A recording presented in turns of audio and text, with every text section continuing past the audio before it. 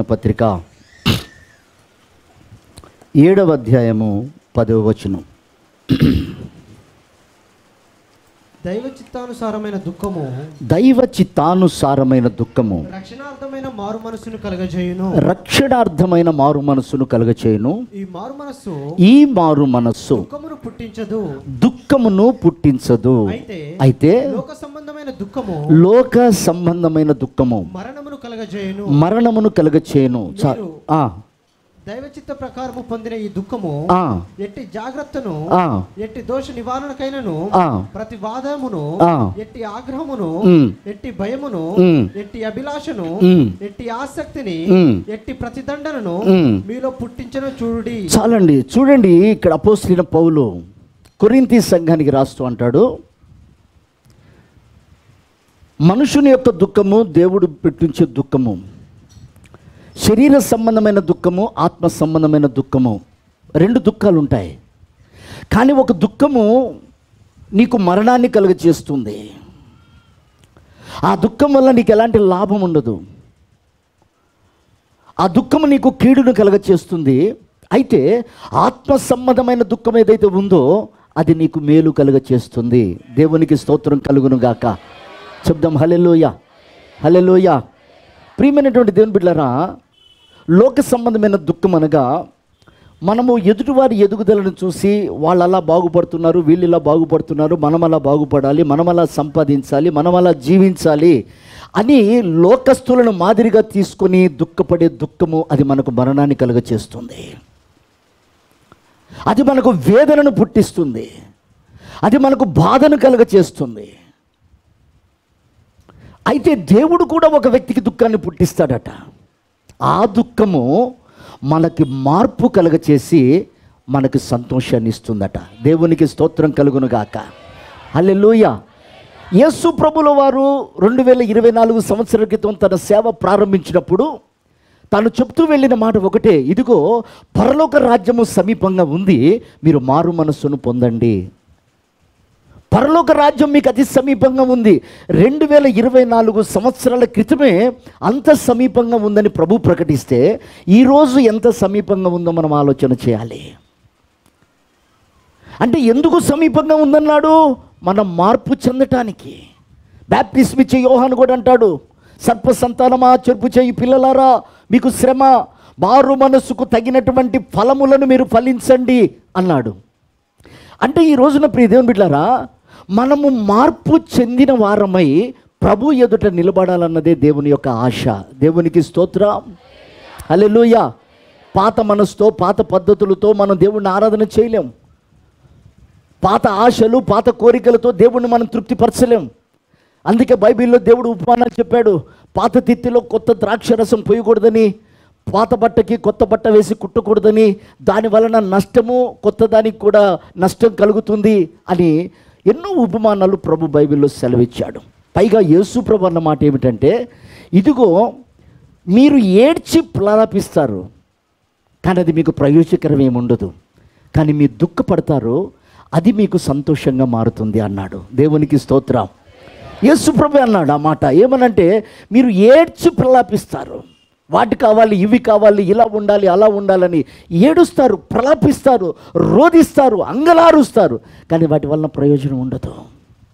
కానీ మీరు దుఃఖపడతారు చూడు, ఆ దుఃఖము మీకు ప్రయోజనకరంగా మారుతుంది. దేవునికి మహిమ కలుగును గాక.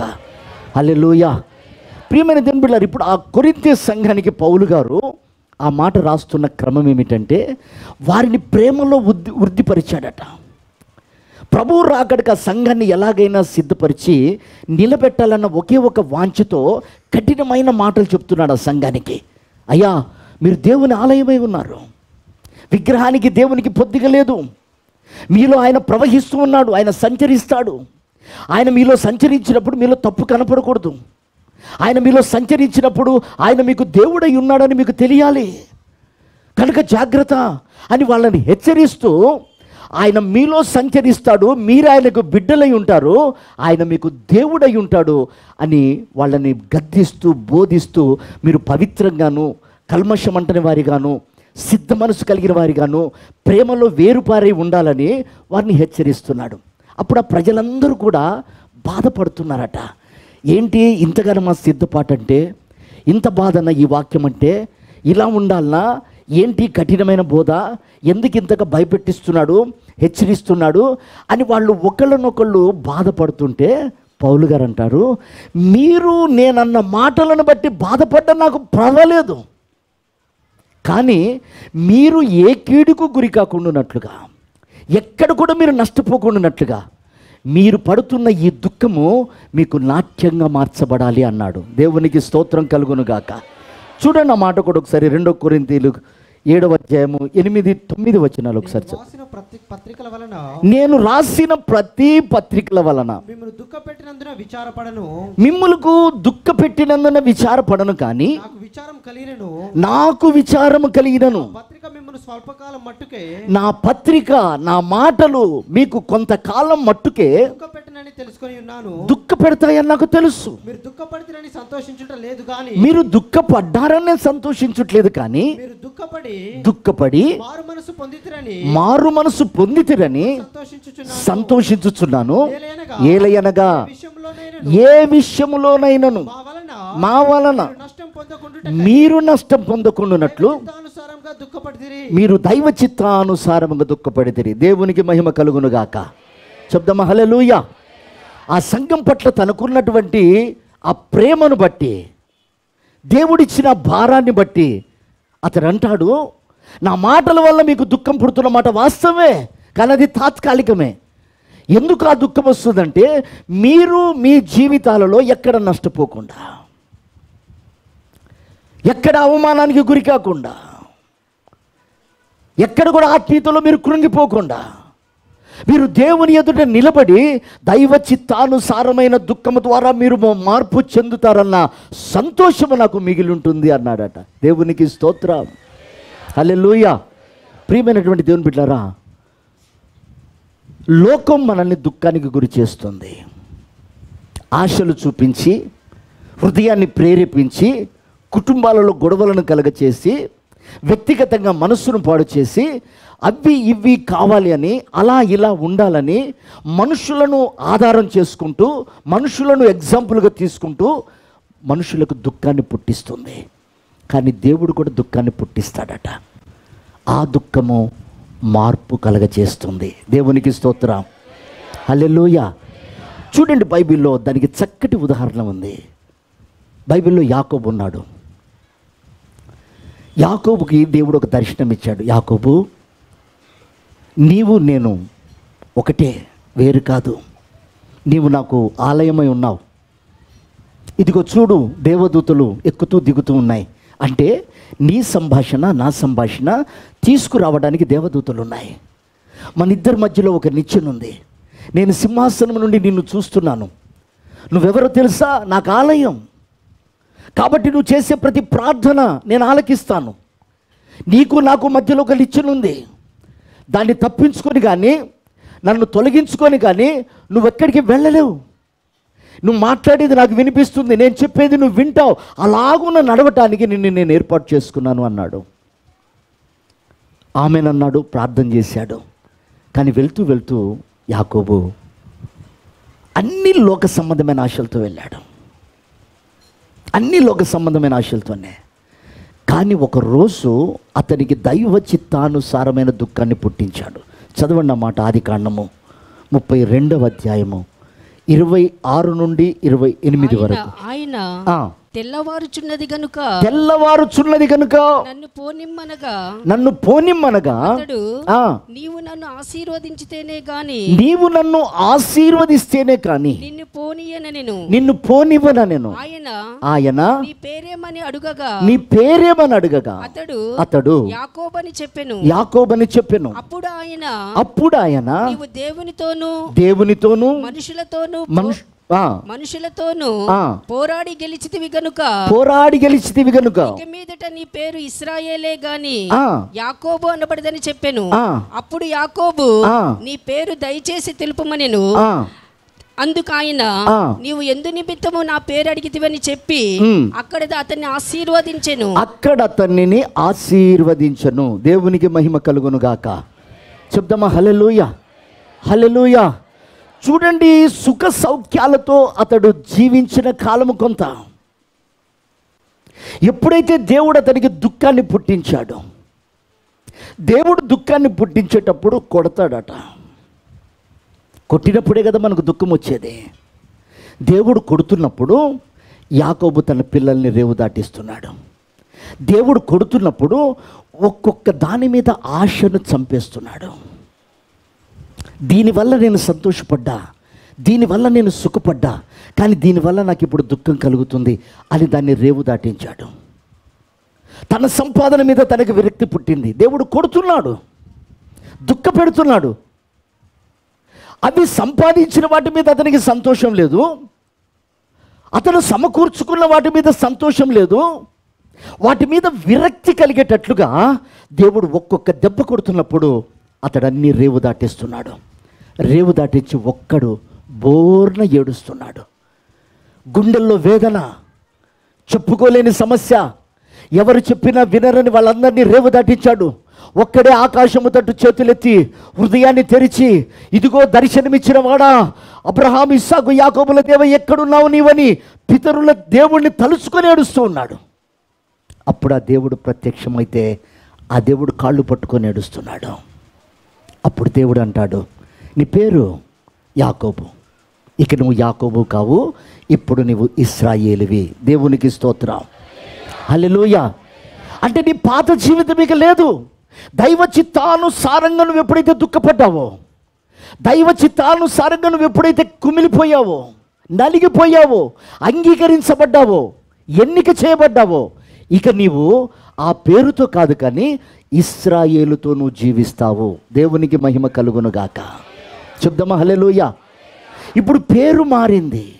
మనం అనుకుంటాం చాలాసార్లు, అతడు దొంగ, అతడు అబద్ధికుడు, అతడు మార్పు చెంది ఇశ్రాయేలుగా మార్చబడ్డాడు, ఇశ్రాయేలు దేశంలో నుంచి యేసు ప్రభు జన్మించాడు. వాస్తవం. అయితే ఇతనిలో కలిగిన మార్పు ఏమిటి? అతనికి వచ్చిన మారు మనసు ఏమిటి? ఈ రోజున మనం కొన్ని విషయాలు యాకోబులో మంచి గుణాలు మనం గమనిద్దాం. ప్రియ దేవుని బిడ్డలారా, చూడండి, ఎప్పుడైతే దేవుని దగ్గర యథార్థమైనటువంటి దైవ చిత్తానుసారమైన దుఃఖపడ్డాడో అతనిలో కలిగిన మొట్టమొదటి మార్పు ఏంటంటే, అన్నని శత్రుగా చూసినవాడు, అన్నకంటే నేను గొప్పవాడిగా ఉన్నాను, ఆ ఆశీర్వాదాలు తీసుకొని నేను అభివృద్ధి పరచబడ్డాను అన్న అహంకారంతో ఉన్నవాడు మొట్టమొదటి అతడు చేసిన పని ఏమిటంటే, అతడికి ఉన్న సంపాదన అన్నిటి మీద అతడికి విరక్తి స్వభావం కలిగింది. దేవునికి స్తోత్రం కలుగునుగాక. హల్లెలూయా. ఏ లోకములో నుంచి పారిపోయి వస్తున్నాడో, ఏ లోకవాసిగా జీవించాడో, అతడు వాగ్దానాన్ని పొందుకొని దేవుని దర్శనాన్ని చూసి నువ్వు ఇలా కాదు బ్రతకవలసింది అలాగునా అని దేవుని నోట విన్నవాడు ఏవేవో సమకూర్చుకొని దేవునితో అన్నాడు, ప్రభువా నాకు మంచి లగ్జరీ లైఫ్ ఇచ్చావు, నువ్వు నాతో వస్తానన్నావు, దర్శనమిచ్చావు, చాలా సంతోషం, కానీ నాకేమొద్దయ్యా, నేను బాగా బతకాలి, నా కుటుంబం మంచిగా ఉండాలి, నా పిల్లలు మంచిగా ఉండాలి, నా కడుపు నిండా అన్నం కావాలి, ఇదిగో నేను పట్టిందల్లా బంగారం కావాలి, నీ దశమ భాగం నీ ముఖాన కొడతాను అన్నాడు యాకోబు. ఇంకేం కావాలి నాకు? భార్య పిల్లలతో సుఖంగా ఉండాలి, నేను ఏది కోరుకుంటే అది నా ముందు వచ్చి పడాలి, నా ఇల్లు చల్లగా ఉండాలి, నేను చల్లగా ఉండాలి, ఏ రోగం వద్దు, ఏ నొప్పి వద్దు, ఏ బాధ వద్దు, ఏ బాధ్యత వద్దు, నీ భాగం నీకు ఇస్తానన్నాడు.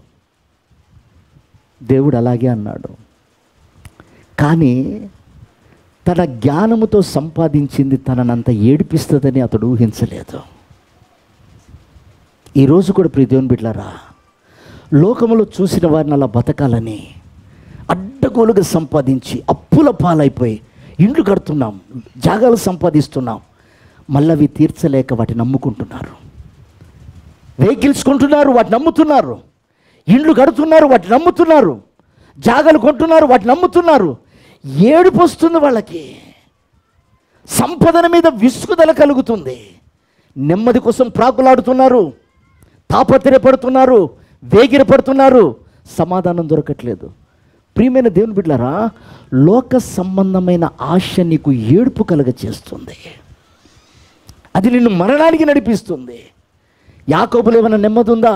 ఒకరోజు ఫరో అడుగుతాడు, అయ్యా యాకోబు, నువ్వు జీవించిన కాలం ఎంత?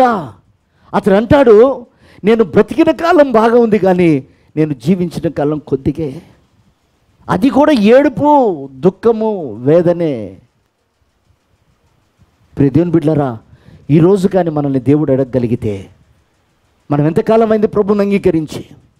మనకున్న సీనియారిటీ అంతా ఈరోజు మనం గుండెల మీద చేసుకొని, ప్రభు ఆత్మ సంబంధంగా నేను బాగా వర్ధిల్లాను, నేను సంతోషంగా ఉన్నాను, నువ్వు ఇచ్చిన దాంట్లో తృప్తిగా ఉన్నానని చెప్పగలుగుతున్నామా? ఎన్నో రకాల లోక సంబంధమైన ఏడుపులు ఏడ్చి ఈ రోజున నెమ్మదిని పోగొట్టుకున్నాం, ఈ రోజున ఆశీర్వాదాలు పోగొట్టుకున్నాం.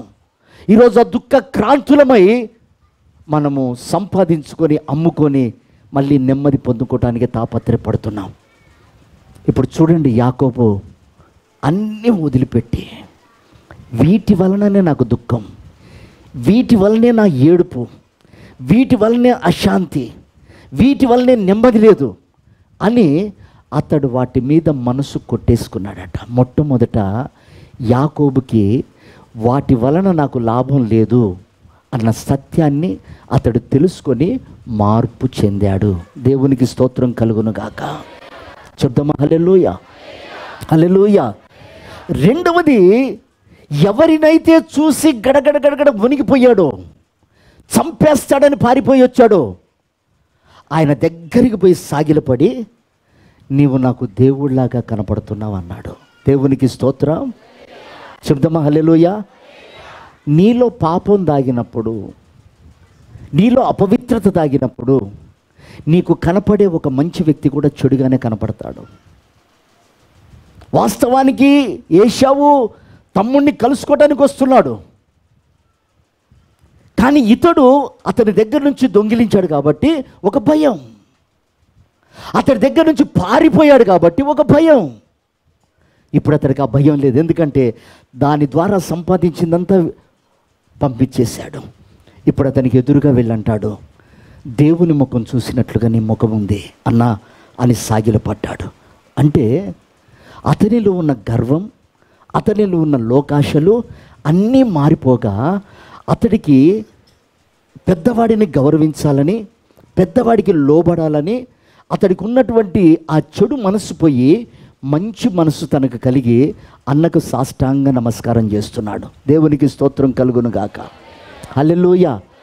అంటే అతడు ఏమి చూపిస్తున్నాడు? మారు మనసు, తగ్గింపు జీవితాన్ని చూపిస్తున్నాడు యాకోబు. నాకు అన్నున్నాయి ఇన్నున్నాయని ఒకప్పుడు విర్రవీగాడు. పైగా లాభాను కూడా అతను వేరుపడే సమయంలో, ఇదిగో నువ్వు తీసుకో, నేను నాయి తీసుకుంటా అని దేవుని దగ్గర ప్రమాణం చేసి ప్రార్థన చేసి, నాకు ఇలాంటివి కావాలి ప్రభు అని అడుక్కున్నటువంటి వాడు యాకోబు. సంపదల మీద ఎంత మక్కువ అంటే, ఎండకి ఎండి, వానకు తడిచి, మంచుకు నానినటువంటి వాడు. లోకం మీద అంత ఆశ. ఎన్ని మార్లు జీతాన్ని మార్చినా ఆ డబ్బు మీద ఆశతో దాన్ని వదులుకున్నాడు కాదు.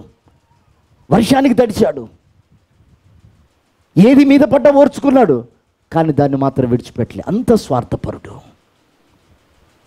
చివరికి అతడు అంటాడు, నువ్వు దేవుళ్ళ కనపడుతున్నావన్నా అని మార్పు చెందిన మనసు మనకు కనపడుతుంది. తగ్గింపు. మూడవది, తను తీసుకొని వెళ్తున్న ఆ గొర్రెలు,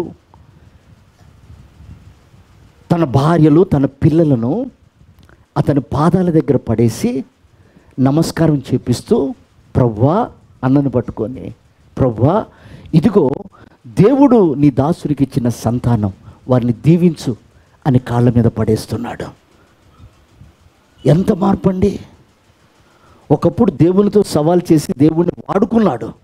ప్రభువా వస్తున్నావు కదా ఏమిట, ఇదిగో నాకు బట్టలి, నీకు దశంభాగం ఇస్తా, ఆహారమి దశంభాగం ఇస్తా, కాపాడు దశంభాగం ఇస్తా అని తన స్వార్థము కొరకు దేవుణ్ణి వాడుకున్నవాడు ఇప్పుడు తన ఎదుట ఒక శత్రువు నిలబడ్డప్పుడు అతడు ఇశ్రాయేలుగా దీవించబడి దైవ చిత్తానుసారమైనటువంటి దుఃఖపడ్డ తర్వాత ఆ మార్పు మనకు చూపిస్తున్నాడు.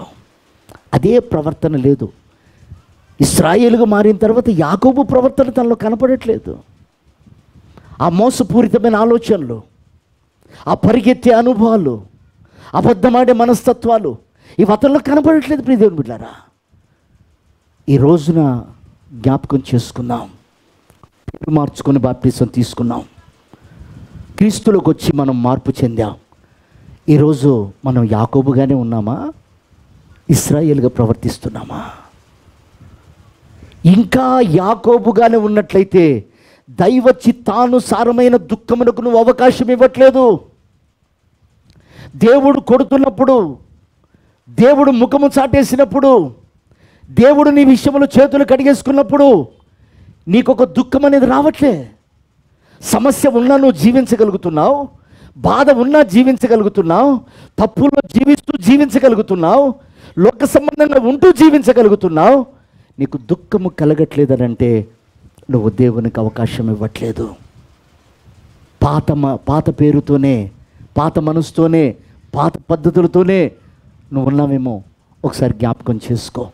ప్రియ దేవుని బిడ్డలారా, చూడండి, యాకోబులో చివరిగా వచ్చినటువంటి మార్పు ఏమిటంటే, అతడు తన దగ్గర ఉన్నటువంటి ఆ సామాగ్రినంతా, ఆ గొర్రెలను మేకలను తన అన్నకి చంటాడు.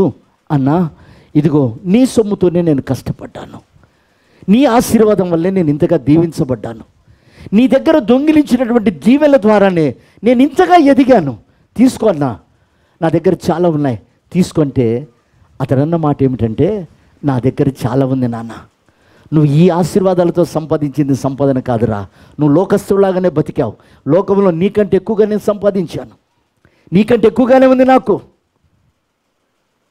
నువ్వు ఆశీర్వాదంతో సంపాదించింది కాదు ఇది, నువ్వు లోకంలో ఎలా ఉన్నావో దేవుడితో నడిపింపులు ఉన్నప్పుడు నువ్వు అలాగే ఉన్నావు అని అతడు అంటున్న మాట ఏమిటంటే, నీకంటే నాకు ఎక్కువగానే ఉంది, అవసరం లేదు అన్నాడు. అప్పుడు ఇతడు అంటాడు, అన్నా నీ దండం పెడతా, కాళ్ళు మొక్కుతా, తీసుకో అన్నా అని బలవంతంగా ఇచ్చేశాడు. ప్రియ దేవుని బిడ్డలారా, నేను అంటాను, దేవుడే దర్శించి, దేవుడే పేరు పెట్టి పిలిచి అతన్ని పంపిస్తే సంపదన దగ్గరకు వచ్చేసరికి లోకస్తుడు ఇచ్చిన సాక్ష్యం ఏంటంటే, నీ దగ్గర ఉన్నదానికంటే నా దగ్గర ఎక్కువే ఉంది, అతని దగ్గర కంటే ఎక్కువ ఉందట. మరి ఇతడు సంపాదించవలసిన ఆశీర్వాదం సంపాదించలే. అందుకే అన్నిటిని విడిచిపెట్టి ఏ సంపదన కోసం దేవుని దగ్గర నీవు మందిరాన్ని అని పేరు పొందుకున్నాడో, ఇశ్రాయేలు అని పేరు పొందుకున్నాడో, దాన్ని సంపాదించుకోవటానికి అతడు మార్పు చెందాడు. దేవునికి స్తోత్రం, హల్లెలూయా. దైవ చిత్తానుసారమైన దుఃఖము నీకు మార్పు కలుగచేస్తుంది. అవసరం తీరకపోతే ఏడుస్తాం, కంట్లో నలక పడితే ఏడుస్తాం, ఏదన్నా చెడ్డ మాట మనల్ని అంటే దుఃఖం వస్తుంది, మనకు కావలసినవి ఇవ్వకపోతే దుఃఖం వస్తుంది, మనల్ని ఎవరైనా గనపరచకపోతే చిన్న చూపు చూస్తే దుఃఖం వస్తుంది, మన ఇంట్లో మనకన్నా పెద్దవాళ్ళకో చిన్నవాళ్ళకో ఒక 5 రూపాయలు ఎక్కువ సాయం చేస్తే దుఃఖం వస్తుంది. ప్రియ దేవుని బిడ్డరా, ఈ దుఃఖము ఏడుపు, ఈ దుఃఖము నీకు మరణాన్ని కలుగచేస్తుంది. ఆత్మీయతలో నిన్ను ఎదగనీయకుండా, ఆత్మీయతలో వర్ధిల్లకుండా దేవునికి నిన్ను దూరపరిచేది ఈ దుఃఖమే. కనుక దైవ చిత్తానుసారమైన దుఃఖమైతే నీకు లాభకరము. దేవునికి మహిమ కలుగును గాక. చెప్దాం హల్లెలూయా, హల్లెలూయా. చూడండి, ఆ ఓర్పు మనకు కలుగచేసేది ఏమిటంటే, ఆ దుఃఖము మనకు కలుగచేసేది ఏమిటంటే, మనకు సహనాన్ని కలుగచేస్తుంది, దేవుని ప్రేమను కలుగచేస్తుంది, దేవుని తగ్గింపును నేర్పిస్తుంది, ఐక్యతను కలుగచేస్తుంది. దేవునికి స్తోత్రం కలుగునుగాక. చూడండి, ఎప్పుడైతే యాకోబు ఏడ్చాడో అన్నతో ఐక్యపరచబడ్డాడు. ఎప్పుడైతే దైవ చిత్తానుసారంగా దుఃఖపరచబడ్డాడో కల్మషం లేకుండా, అన్న నా సంపదన నీ సంపదన ఒకటే అన్నాడు. దైవ చిత్తానుసారంగా దుఃఖపడ్డ తర్వాత అతడిలో విభేదాలు లేకుండా అతడు సమాధానపరచబడ్డాడు, ప్రేమను వ్యక్తపరుస్తున్నాడు, తగ్గింపును చూపిస్తున్నాడు. ఇది దైవ సారమైనటువంటి దుఃఖము కాబట్టి అతడు దైవ పోలికల్లో మార్చబడ్డాడు. దేవునికి స్తోత్రం. అందుకే అతడు ఇశ్రాయేలుగా మార్చబడి ఇశ్రాయేలులో నుండి యేసు ప్రభు జన్మించాడు. ఈ రోజున ప్రియ దేవుని బిడ్డలారా, దైవ చిత్తానుసారమైన దుఃఖం మనకి ఎందుకు ఇస్తున్నాడంటే, క్రీస్తు మనలో నుండి ప్రత్యక్షపరచబడటానికి, క్రీస్తు మనలో నుండి బయలుపరచబడటానికి, ఆ దుఃఖానికి అవకాశం ఇవ్వకుండా లోక సంబంధమైన దుఃఖం అయితే మన బ్రతుకు కాలం అంతా కూడా మనకు వేదన, ఏడుపు తప్ప మనకు సమాధానము, ఆశీర్వాదం కనపడదు. చూడండి, బైబిల్లో దావీదు ఉన్నాడు. దావీదు ఒకప్పుడు రాజు స్థానంలో ఉన్నాడు. అతడికి ఉన్నటువంటి గుర్రములను, సంపదలను ఒకరోజు లెక్క చూడమన్నాడు. ఒకరోజు మిద్దె మీద ఉండి తను కన్ను ఆశించినట్లుగా అతడు బ్రతికాడు. ఏడుపు, లోక సంబంధమైన ఏడుపు. నాకెంతుందో చూడు, నేనెంత సంపాదించానో చూడు, నేను రాజును కదా, ఎలా ప్రవర్తించినా నన్నేమనరు అని తను కన్ను ఆశించినట్లుగా, హృదయం ప్రేరేపించినట్లుగా ఏడుపుతో బ్రతికాడు. ఎప్పుడైతే ఆ ఏడుపుతో బతికాడో దేవుడు అన్నాడు, నువ్వు పాపం చేశావు. అతడు దుఃఖపడ్డాడట. ఎలా దుఃఖపడ్డాడో తెలుసా? అతడు దేవునికి మరలా మందిరము కట్టేంత వరకు, అంటే దేవునికి ఒక యోగ్యంగా కనపడేంత వరకు తన పరుపునెక్కనని తన తలగడ నీళ్లలో కొట్టుకుపోయినట్లుగా తన కన్నీరు కార్చాడట. అతడు దుఃఖం ఎంత గొప్పదంటే, అతడు కేకలు వేసి అతన్ని ఓదార్చేవారు లేరు అని ఉంది బైబిల్లో. అంతగా ఏడ్చాడట. తల్లి కానీ, తండ్రి కానీ, అన్నదమ్ములు కానీ, సైన్యం కానీ, కొడుకులు కానీ ఎవ్వరు ఓదార్చినా ఓదార్చనంత దుఃఖపడ్డాడట. కారణం ఏంటో తెలుసండి? లోకం మీద ఏడ్చాడు ఒకప్పుడు. నా అంతస్తు, నేనెంత సంపాదించాను లెక్క కట్టు, నా రాజ్యాలన్నీ, నా బలగం ఎంత. ఆ ఏడుపు ఒక రోజున దుఃఖంగా మార్చుకున్నాడు. దేవుని సన్నిధిలో మోకరించి దేవుడు దుఃఖ పెడుతున్నప్పుడు, కొడుతున్నప్పుడు, కొడుకులతో తరుముతున్నప్పుడు మౌనంగా అప్పగించుకున్నాడు. తన దగ్గరున్న సైన్యం రాళ్లతో కొడుతున్నప్పుడు, అయ్యా వారిని ఏమనొద్దు, ఏమనొద్దు, ఏమనొద్దు. ఒక రాజు శాసించగలిగిన వాడు, ఒక రాజు ఏది చెప్తే అది జరగవలసిన స్థితిలో ఉన్నటువంటి వాడు, అతడు రిక్వెస్ట్ చేస్తున్నాడు, వాళ్ళనేమనకండి దయచేసి, వాళ్ళనేమనకండి దయచేసి. పైగా తన కన్న కొడుకును కాపాడుకోలేని స్థితిలో ఉండి యుద్ధానికి వెళ్తున్న వారితో అంటాడు, అయ్యా మీకు చేతులు జోడించి చెప్తున్నాను, వాడు బాలుడు, వాడి మీద దయ చూపండి, కనికరించండి, మీ దయ ఉంటే వాడిని బతికించండి అయ్యా అని కన్న కొడుకుని ఒక ఉన్నతమైన స్థానంలో ఉన్నవాడు బతిలాడుకుంటుండే. ఎందుకండి? పాపం, లోక సంబంధమైన ఆశలు అతన్ని దేవుని దగ్గరికి యథార్థంగా రానివ్వలేకపోయాయి. అతనితో దేవునితో యథార్థంగా మొరపెట్టలేకపోయాయి. బతిమాలుకుంటున్నాడు, నేను తప్పు చేసి శిక్షలో ఉన్నాను, ఇప్పుడు నేను కేకలు వేసిన నా ప్రార్థన దేవుడు వినడు, నేను మొరపెట్టిన దేవుడు వినడు. ఆ పాపాన్ని కడుక్కునే స్థానంలో ఉన్నా నేను, ఆ పాపం నుంచి పరిహరింపబడే దినాల్లో నేనున్నా, కాబట్టి మిమ్మల్ని వేడుకుంటున్నా అన్నాడు. ఎంత యథార్థంగా దేవుడు దుఃఖాన్ని అతడు అంగీకరించాడు. చాలాసార్లు మనలో ఉన్న తప్పులు మనకు కనపడవండి. ఆ తప్పులను తొలగించుకోకుండా, వాటి విషయంలో నొప్పి కలగకుండా, అవి మనల్ని ఎంత బాధ పెట్టినా అవి మన కడుపులోనే పెట్టుకొని ఎదుటి వాళ్ళకి చెప్తూ ఉంటాం. ఎదుటి వాళ్ళల్లో మనం చూస్తూ ఉంటాం, వాళ్ళ గురించి ఏదో ప్రార్థనలు చేస్తూ ఉంటాం, మన అవసరాల కోసం ఏదో ప్రార్థనలు చేస్తూ ఉంటాం. దావీదు నేర్పిస్తున్న పాఠం ఒకటే, అతడు పాపములో ఉండి, అవిధేయతలో ఉండి, లోక సంబంధమైన ఆశల్లో ఉండి అతడు యథార్థంగా దేవునితో మాట్లాడలేకపోయాడు, సిగ్గుపడ్డాడు. నా కొడుకును కాపాడు ప్రభువా, నేను ఎలా మాట్లాడగలుగుతాను? లోక సంబంధమైన ఆశల్లో పడి, లోక సంబంధమైనటువంటి ఆ కోరికల్లో పడి బతిమాలుకుంటుండే యుద్ధానికి వెళ్ళే వారితో. ప్రియ దేవుని బిడ్డలారా, ఎప్పుడైతే యెహోవాని బట్టి అతడు ధైర్యం తెచ్చుకొని, నా పాపాలు క్షమించేవాడివి, నన్ను కొట్టేవాడివి, నన్ను తిట్టేవాడివి, నన్ను బాగు చేసేవాడివి నీవే కదయ్యని ఆయనకు అప్పగించుకున్నప్పుడు అతడు పరుపు తేలనయ్యేలాగా ఏడ్చాడట. అప్పుడు ఏడ్చేతడు అంటాడు, నా ప్రవర్తన అంతటిని చూడు ప్రభువా. దైవ చిత్తానుసారమైన దుఃఖము అతనికి మారు మనసు కలగచేసి తగ్గింపును నేర్పించింది, అతనికి విధేయతను నేర్పించింది. అతనికి క్రమశిక్షణను నేర్పించింది. అందుకే దావీదు సింహాసనాన్ని దేవుడు స్థిరపరిచి దావీదు కుమారుడిగా దేవుడు పుట్టాడట. దేవునికి స్తోత్రం కలుగును గాక. దావీదు కుమారుడు అనిపించుకోవడానికి యేసు ప్రభు సిగ్గుపడలేదు. కారణం ఏంటంటే దేవుడు చూసేది యథార్థత మీద. ఎంతో భయంకరమైన పాపం చేసినటువంటి వాడే, లోక సంబంధమైన ఆశలు తిరిగినటువంటి వాడే, కానీ అతడు యథార్థమైనటువంటి మనస్సు చూసి అతడు నా హృదయానుసారుడు అన్నాడు. ప్రియమైనటువంటి దేవుని బిడ్డలారా, ప్రభు నేర్పించే పాఠం అదే. ఒకటి, ఈరోజు మన కుటుంబాల విషయమైతేనేమి, మన వ్యక్తిగత ప్రార్థనల విషయమైతేనేమి, మన అవసరాల నిమిత్తమైతేనేమి అడిగే ముందు మన హృదయాన్ని పరిశోధించుకుందాం.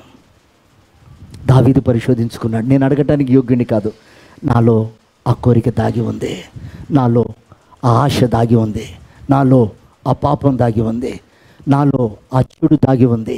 నేను ఎలా అడగగలుగుతాను? ఒకవేళ అడిగినా దేవుడు ఎలా ఇవ్వగలుగుతాడు?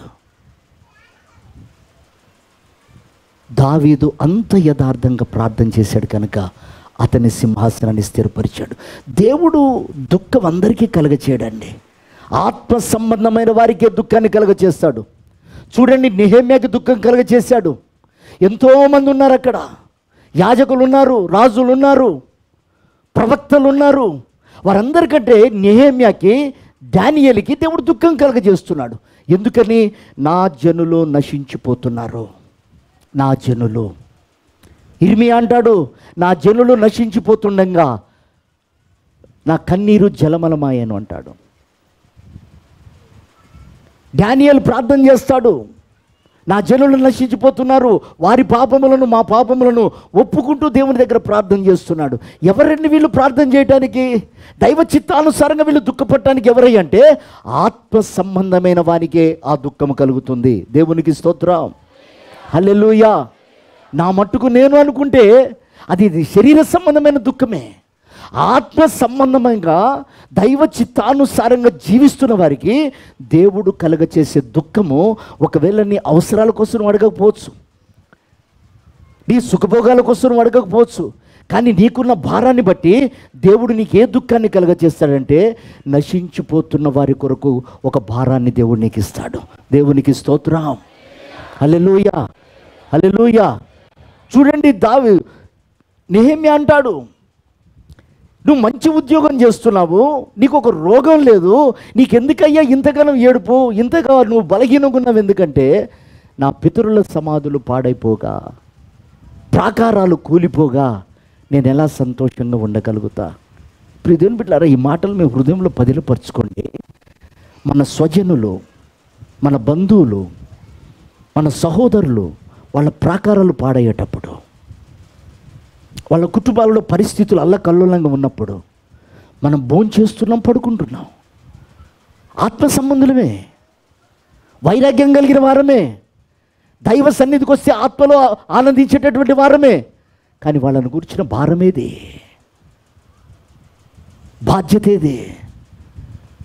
ఆత్మ సంబంధులకు ఎప్పుడు నశించిన వాటి మీద మనసు కలిగి గుండె మండుతూ ఉంటుంది. దేవునికి స్తోత్రం కలుగును గాక. హల్లెలూయా, హల్లెలూయా. నశించిన వాటి మీద మనసు ఉంటుంది,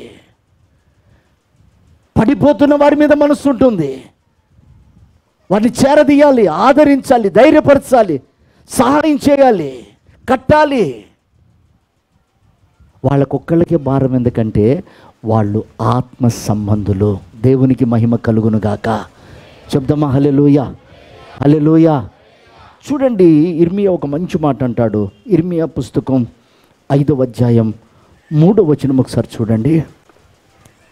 యెహోవా యథార్థత మీదనే కదా, యథార్థత మీదనే కదా మీరు దృష్టి ఉంచి ఉన్నారు, వారిని కొట్టితివి గాని, నీ వారిని కొట్టితివి కానీ వారికి దుఃఖము కలగలేదు, వారికి దుఃఖము కలగలేదు, వారిని క్షీణింపజేసి ఉన్నావు గాని, వారిని క్షీణింపజేసి ఉన్నావు కానీ శిక్షకు లోబడనల్లుకున్నారు, వారు శిక్షకు లోబడనల్లుకున్నారు, రాతి కంటే ముఖములను కఠినంగా చేసుకొని ఉన్నారు, తమ ముఖములను కఠినముగా చేసుకొని ఉన్నారు, సమ్మతింపరు, మళ్ళుటకు వాళ్ళు సమ్మతింపరు.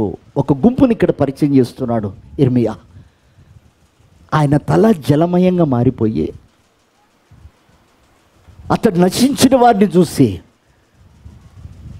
రోదన చేస్తూ ప్రభు చిత్తాన్ని నెరవేరుస్తుంటే ఆ మాటలు విని వాళ్ళు విచ్చలవిడిగా తిరుగుతున్నారట. ఆ మాటలు విని వాళ్ళకి ఎలాంటి చీమ కుట్టినట్టు కూడా లేదట. ఆ మాటలు వింటూ దేవునికి వ్యతిరేకమైన కార్యాలు చేస్తున్నారట. వాళ్ళని చూసి అంటాడు, ప్రభువా వీళ్ళను నువ్వు కొడుతున్నావు, వాళ్ళ హృదయాలతో నువ్వు మాట్లాడుతున్నావయ్యా, వాళ్ళ లోపాలను చూపిస్తున్నావు ప్రభువా, కానీ వాళ్ళకది దెబ్బ తగిలినట్లేదు. వాళ్ళ హృదయాలు కఠినపరుచుకుంటున్నారు, వాళ్ళ పాపాన్ని కప్పుకుంటున్నారు, వాళ్ళ అవిధేయతను కప్పుకుంటున్నారు, వాళ్ళ తిరుగుబాటు మనసును కప్పుకుంటున్నారు. బహిరంగం కాకుండా వాళ్ళు కప్పుకుంటున్నారయ్యా. వాళ్ళ ముఖాలు రాతి కంటే భయంకరంగా చేసుకున్నారట.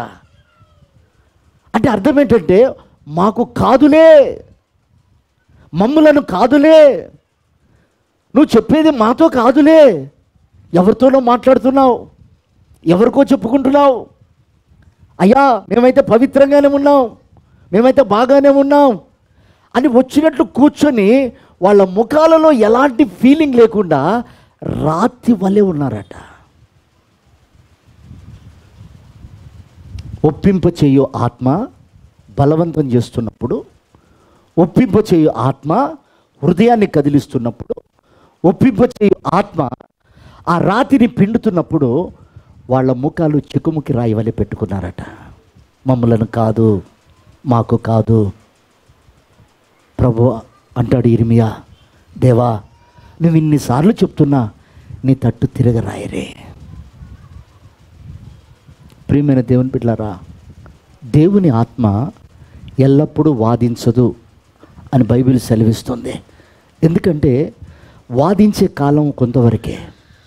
ఆ వాదించే కాలంలో ఇది నా కొరకు, ఇది నన్నే, ఇది నేను మార్చుకోవాల్సి ఉంది, నా కపటత్వాన్ని బయలుపరుస్తున్నాడు, నా మోసకరమైనటువంటి హృదయాన్ని దేవుడు తేటగా చూపిస్తున్నాడు, నా కపట నటన తేలిపోతుంది, నా రహస్యం తేలిపోతుంది, నేను చేసే పనులు బహిరంగంగా ఉన్నాయి, దేవుని దృష్టిలో ఏది మరుగుగా లేదు అనుకొని నిన్ను నీవుగా ఎవరికి వారుగా పశ్చాత్తాప్తులై దేవుని గద్దింపని, దేవుడు కొడుతున్నాడు దీనివల్ల నేను దుఃఖపడాలని, దాన్ని తొలగించుకోవాలని నీకు నీవుగా ఇష్టపడితే నీవు స్థిరుడివై కదలనివానిగా ఉంటావు.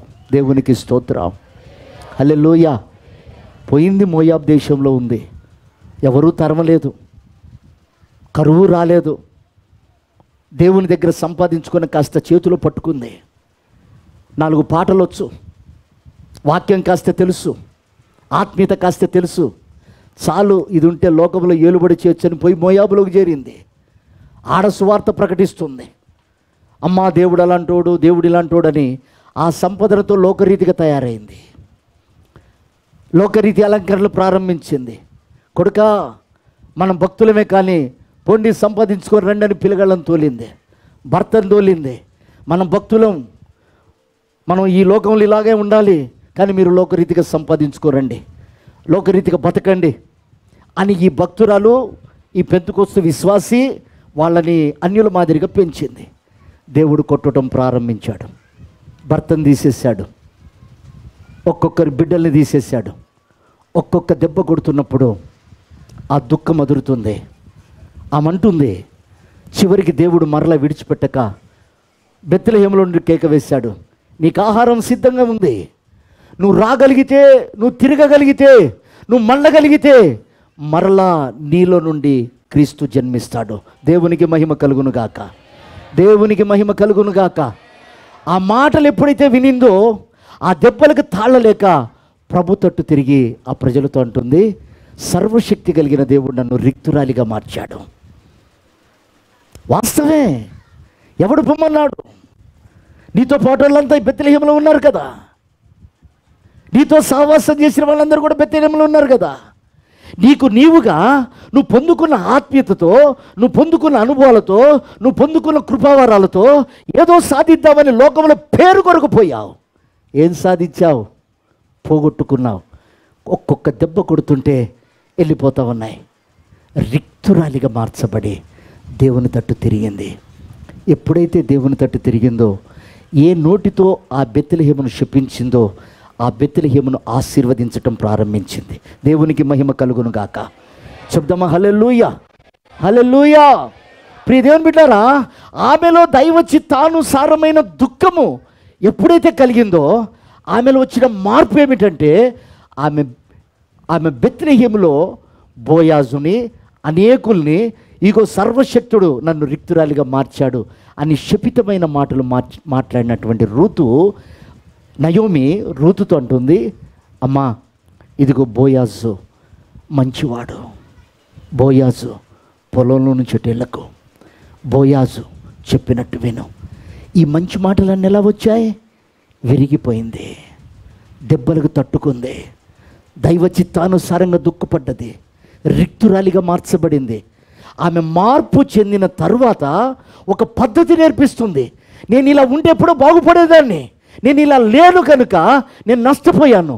నువ్వు ఆ మాట విను, అక్కడి నుంచి కదలకు, పనికత్తెలతో ఉండు, ఆయన చెప్పినట్టు చేయి, ఆయన నీకు విడుదలిస్తాడు, ఆయన నిన్ను కాపాడుతాడు, అక్కడే నువ్వు ఉండని చెప్తుంది. దేవునికి మహిమ కలుగును గాక. హల్లెలూయా. మార్పు చెందిన వారిలో బలపరిచే మాటలు, మార్పు చెందిన వారిలో శక్తినిచ్చే మాటలు, మార్పు చెందిన వారిలో ప్రోత్సాహాన్ని కలుగచేసే మాటలు, మార్పు చెందిన వారిలో ధైర్యపరిచే మాటలు.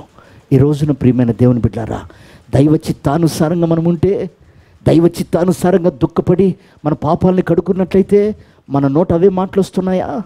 బలపరిచే మాటలేనా? ప్రోత్సహించే మాటలేనా? ఆశీర్వదించే మాటలేనా? ఒకసారి జ్ఞాపకం చేసుకోండి. ఒకవేళ అలాంటి పరిస్థితులు ఇంకా మన జీవితంలో కలగట్లేదనంటే మనము శరీర రీతిగానే జీవిస్తున్నాం, శరీర ఆశల్లోనే ఉంటున్నాం, పైకి భక్తి గల వారి వలె కనిపిస్తున్నామేమో. అపోస్తలుడైనటువంటి పౌలు తిమోతికి రాస్తూ అంటాడు, అంత్య దినములలో ప్రేమలు చల్లారిపోతాయి, జాగ్రత్త. దేవుని కంటే ఎక్కువగా వాళ్ళ భక్తిని పొగుడుకుంటారు, వాళ్ళ అభిషేకాన్ని పొగుడుకుంటారు, వాళ్ళ ప్రార్థనని పొగుడుకుంటారు, వాళ్ళే గొప్పని చెప్పుకుంటూ ఉంటారు, జాగ్రత్త అని హెచ్చరిస్తూ అంటాడు. పైకి భక్తి గల వారి వలె ఉంటారు, దేవుని శక్తిని ఆశ్రయించరు. కనుక ప్రియ దేవుని బిడ్డలారా, రాకడ సమీపంగా ఉంది. ఒక మాట చదివి మనం ముగిద్దాం. ప్రకటన పుస్తకం 22వ అధ్యాయం 11వ మాట మనం చదువుకుందాం. అన్యాయం చేయవాడు ఇంకా అన్యాయమే చేస్తూ ఉండని, అపవిత్రుడైన వాడు ఇంకా వాడిని అలాగే ఉండని, నీతిమంతుడు ఉండని, పరిశుద్ధుడు అలాగే ఉండని. ఇదిగో ఆయన త్వరగా వచ్చుచున్నాడు, వాని క్రియ చొప్పున ప్రతి వానికిచ్చుటకు ఆయన సిద్ధపరిచిన జీతము ఆయన దగ్గర ఉన్నది. ప్రియదేవుని బిడ్డలారా, ప్రతిదీ ఆయన దగ్గర ఉన్నది. జీతం ఆయన పట్టుకొని రెడీగా ఉన్నాడు. నవ్వేవాడిని నవ్వనివ్వండి, ఏడ్చేవాడిని ఏడనివ్వండి, ఎవడెలా ఉన్నా పర్వాలేదు. నీ మట్టుకు నీవు దైవ చిత్తానుసారమైన కార్యాలు జరిగించుటకు, దైవ చిత్తము నీలో నెరవేర్పు జరుగుటకు, దైవ సంకల్పం సంపూర్ణంగా నీలో నెరవేర్పు జరుగుటకు నీ మట్టుకు నీవు సిద్ధపడుతూ జాగ్రత్తగా ఉండు. దేవునికి స్తోత్రం. వాడు పరిశుద్ధుడు అనుకుంటున్నాడా? పరిశుద్ధుడిగానే ఉండని. వాడు న్యాయమంతుడు అనుకుంటున్నాడా? అలాగే ఉండని. వాడు అపవిత్రంగా ఉన్నాడా? అలాగే ఉండని. అంటే ఇక్కడ మనకు బోధిస్తున్న మాట ఏమిటి? ఎవడు ఏ స్థానములో ఉన్నా నీకు అవసరము లేదు, దైవ చిత్తములో నెరవేర్చి నువ్వు సిద్ధపడు. దేవునికి స్తోత్రం. హల్లెలూయా, హల్లెలూయా. కనుక సంగమా, రాకడ సమీపంగా ఉంది. లోకాన్ని బట్టి ఏడవకండి, లోకాన్ని బట్టి ఆశపడకండి. నీకు దేవుడు దుఃఖం కలిగిస్తున్నాడంటే నీలో ఒక మార్పు. ఇదిగో యాకోబు మారాడు, తన పద్ధతి మార్చుకొని అతడు సాత్వికుడు, దీన మనసు కలవాడు, ప్రేమ కలిగినవాడు, ఐక్యత కలవాడిగా మార్చబడ్డాడు. దావీదు మారిపోయాడు, అతడు తగ్గించుకున్నాడు, తన సింహాసనాన్ని కాపాడుకోగలిగాడు. అలాగే నెహెమ్యా దుఃఖపడ్డాడు, పోగొట్టుకున్న ఆ అనుభవాలు తిరిగి మరలా కట్టగలిగాడు. అలాగే దానియేలు ఏడ్చాడు, ఆ రాజ్యాన్ని మార్చగలిగి దైవ చిత్తాన్ని నెరవేర్చాడు. ప్రియ దేవుని బిడ్డలారా, ఇదిగో దెబ్బలకు తాళ్ళుకొని రిక్తురాలిగా మార్చబడి మరలా ప్రభు తట్టు తిరిగి దైవ చిత్తాన్ని నెరవేర్చి దేవునికి మహిమను తీసుకొచ్చింది నయోమి. ప్రభు అంటున్నాడు, ఎవరి పద్ధతుల్లో వాళ్ళు ఉన్నని నీ మట్టుకు నీవు రాకడకు సిద్ధపడు. ప్రభు అట్టి కృప మనందరికీ అనుగ్రహించి ఆయన రాకడకు సిద్ధపరచును గాక. ఆమేన్.